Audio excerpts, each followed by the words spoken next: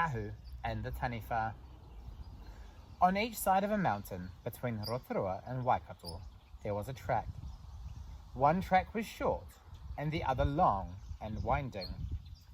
A taniwha lived on the short track, an enormous man-eating taniwha with bat-like wings and a huge head. Kahu Kitirangi was a young Waikato chief. He was fed up with having to take the long path around the mountain to visit his girlfriend, Koka, in Rotorua.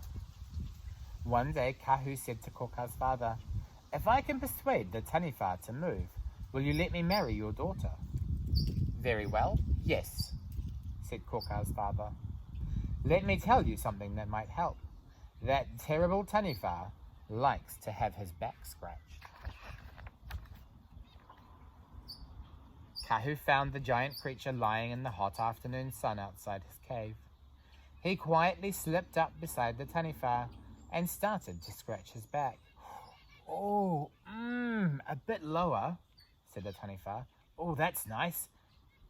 I could find you a wife to scratch your back every day," said Kahu, "but you must promise to move to the long path on the other side of the mountain." "Oh, yes, anything," said the taniwha.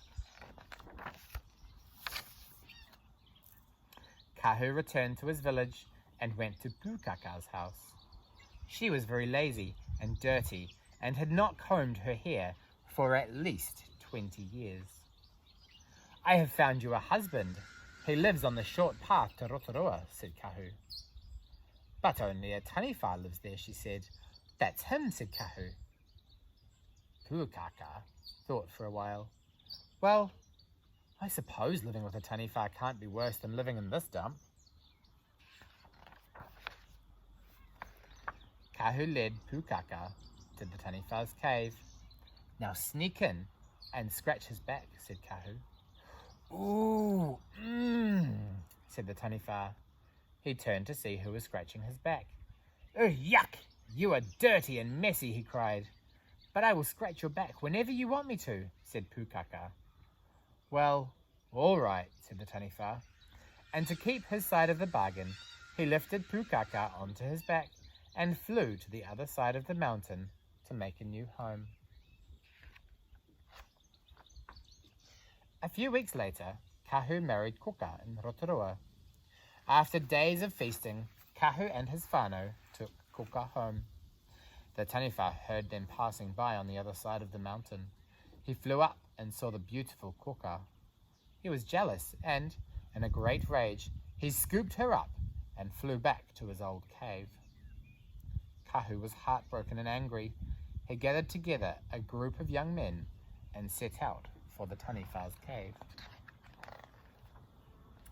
Then the men made a trap for the taniwha and hid in the bush. Kahu called out, "I have come to get Koka."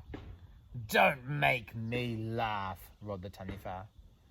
Kahu stuck out his tongue in a pukana, then sped off down the mountain. The taniwha chased him through the bush to where the young men lay waiting. "Now!" shouted Kahu. As the taniwha ran through the trap, the ropes were pulled tight. They cut into the taniwha's neck. As soon as the monster was dead, Kahu raced up to the cave and carried Koka out into the sunlight. The people of Rotorua and Waikato celebrated.